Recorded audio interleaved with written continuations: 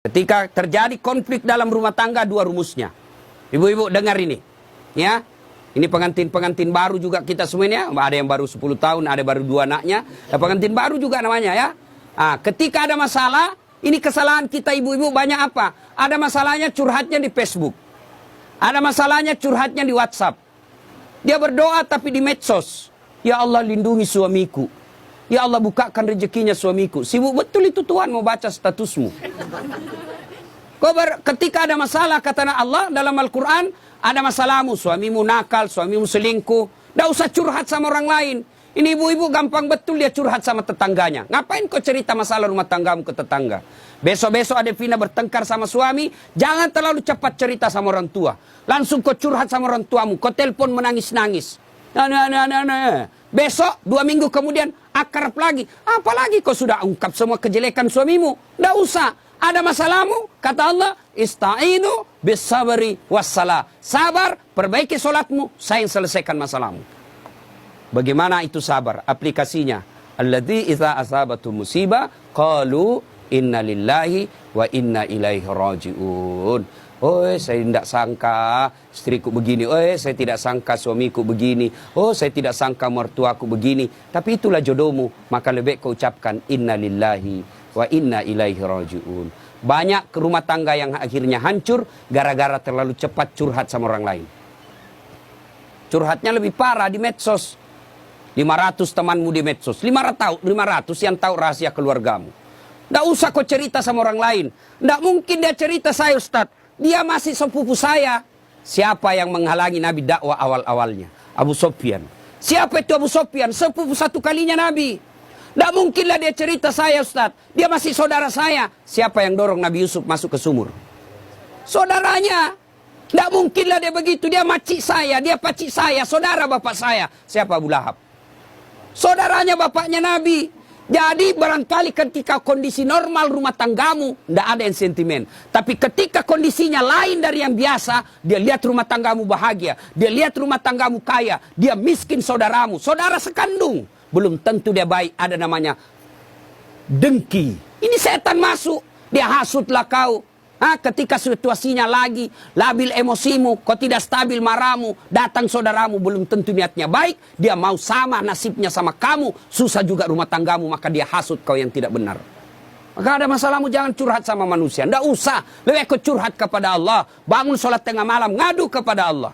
Termasuk ibu-ibu nih, yang sudah mulai tua, muka-muka sakaratil maut, suami mulai lain-lain, tidak usah kau curhat sama orang lain, curhat kepada Allah. Ya Allah, Engkau yang memelihara suami saya. Ya Allah, lindungi suami saya. Ya Allah, bahagiakan rumah tangga saya. Allah sudah janji, ud'uni astajib lakum. Minta kau sama saya, pasti saya kasih. Itu janji Allah. Ya, maka ibu-ibu, saya yakin di sini semua punya rumah mata. Adakah rumah tangga yang tidak ada masalahnya?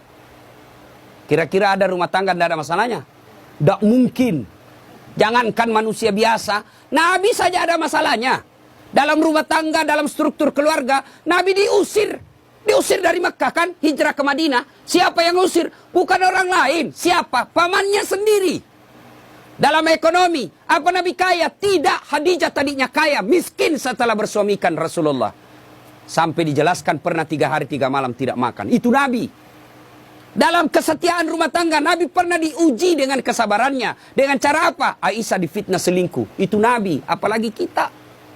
Ada yang bilang sama Ustaz, hebat betul rumah tangganya. Kenapa? Bahagianya rumah tangganya. Kenapa kau tahu? Itu foto-fotonya di Facebook, romantisnya. Ya itu foto di Facebook berapa menit kita bisa bikin. Bodoh itu namanya kalau bertengkar dia share di Facebook. Beleng-beleng namanya itu. Tak mungkin lah, semua yang baik-baik. Maka begitu ada masalah, ista'inu bisabri wassalah. Sabar saja. Yang kedua, perbaiki sholat. Nah ini sholat yang jadi masalah. Ya, apalagi kalau pengantin baru, subuh terutama. Allah kasih toleransi. Tapi sekarang sudah modern Pak. Ada air hangat, ada air sudah. Tidak seperti pengantin baru dulu kan. Rumah tidak ada kamarnya. Tamu 1 minggu baru pulang. Bingung kita Pak. Mau cari kamar tidak ada. Malu-malu lagi. Kamar mandinya dibawa pula. Mau mandi dilihat jauh orang basah kepala, enggak enak. Sekarang aman, satu kamar sudah ada kamar mandinya di dalam. Pun kalau kenapa malu, kenapa mesti malu? Ini sudah halal. Ya, nah ibu bapak saudara-saudara sekalian, banyak yang ingin saya sampaikan tapi waktu yang terbatas. Ada yang saya lupa satu lagi. Adinda Ali, besok-besok kalau marah jangan gampang bilang talak. Ini dengar semua laki-laki. Ya, marah jangan gampang bilang talak. Misal kau bertengkar langsung kau bilang saya talak kamu, jatuh talak satu. Artinya masih boleh campur. Damai malamnya masih boleh campur. Tapi ketika kau bilang saya talak kamu, 5 menit kau banting pintu, saya talak kamu, jatuh talak 2. Artinya kamu tidak boleh campur sebelum nikah ulang. Panggil 2 saksi, ibu bapaknya, ada mahar, ijab kabul, baru boleh campur. Nikah ulang. Kalau kau tidak nikah ulang campur, sama hukumnya kau berzina. Bagaimana kalau dia saya talak kamu? 5 menit kemudian saya talak betul kau. Keluar dari rumahnya dia, banting pintu, saya talak kau cilaka. Jatuh talak 3. Artinya apa? Harus cerai dulu baik-baik. Lalu dia nikah dengan dia menunggu 3 bulan, lalu menikah dengan laki-laki lain. Ternyata tidak cocok, dia cerai dengan laki-laki tersebut. Kau harus menunggu lagi 3 kali haid, baru kau nikah kembali. Hati-hati bilang talak. Bagaimana kalau perempuan bilang talak? Talaka, talaka, talaka, talaka, talaka, talaka. Biar sampai di atas pantatnya. Kenapa? Kenapa hak talak ada pada laki-laki, bukan sama perempuan, ya? Maka bapak ibu yang gampang-gampang, ibu bapak-bapak yang gampang marah, jangan kau gampang bilang talak.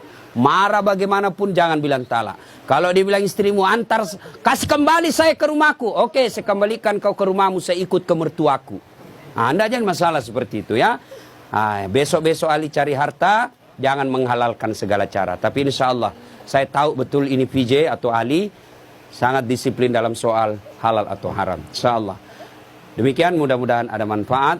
Sebelum kita akhiri, mari kita kirimkan suratul Fatihah kepada Rasulullah Muhammad SAW.